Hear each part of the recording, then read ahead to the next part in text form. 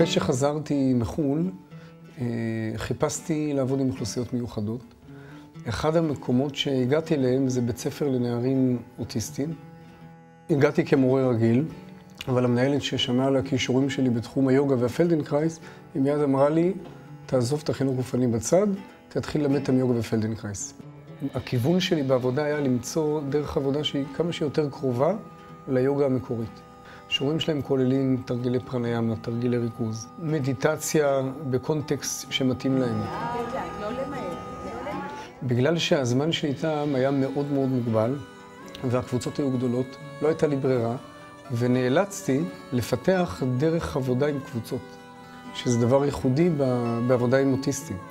כי בדרך כלל עובדים איתם פרטני או בזוגות. קבוצה, גם אם היא תהיה מורכבת מ4 אנשים, זה בעצם 4 קבוצות בתוך קבוצה אחת. וצריך למצוא את הדרך להגיע לכל אחד.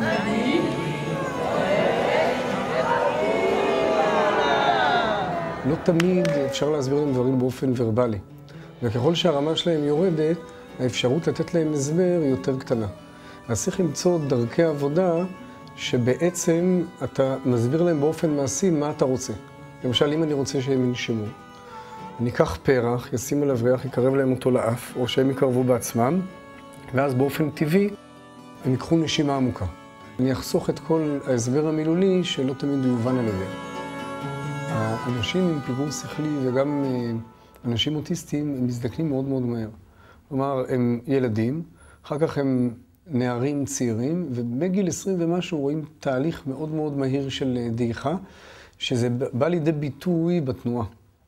התרגילי יוגה שמניעים את המפרקים ושומרים על הגמישות שלהם, יכולים מאוד מאוד מאוד לשפר את איכות חייהם, ולאפשר להם להזדקן עם איכות חיים הרבה יותר גבוהה. דבר נוסף, יש שיפורים בנושא הריכוז, וגם בנושא ההתנהגות. אחד המקרים שאני זוכר, היה לי תלמיד שבגיל ההתבגרות, בגלל שהתחיל להיווצר התהליך של ההתבגרות המינית ואי אפשר לפרוק את האנרגיה הזאת, פשוט התחילו להיות אצלו ניצנים של אלימות. ואז כל פעם שראיתי שזה מתעורר אצלו, נתתי לו לעשות את עמידת נר. שעמידת נר זה תרגיל שהוא ידוע ביוגה שהנזירים משתמשים בו בשביל להסיט את האנרגיה מעברי המין. כל פעם שהיה מתחיל להיכנס להתקף של אלימות ומשהו בלתי ידוע, והבנו שזה בגלל אנרגיה מינית שרצה בגוף, אז אמרו לו, תעשה עמידת נר, הוא עשה ונרגע. דרך עבודה עם אנשים עם פיגור שכלי דורשת את כל מה שביוגה מאפיינים כמידות המוסריות של האדם. אדם שעובד איתם צריך להיות סובלני במידה בלתי רגילה, כי הרבה פעמים אנחנו מגיבים לחוסר תקשורת בחוסר סובלנות. איתם צריך להבין שאני צריך לנסות, כן, כמה שאפשר, לאהוב אותם בלי שום קשר לפידבקים שאני מקבל. דבר נוסף, צריך לעבוד בגישה של הקרמה יוגה, שזה עבודה ללא ציפייה לתוצאות. כלומר, אני נותן את העבודה, מלמד אותם, ולא משנה איזה התקדמות אני רואה.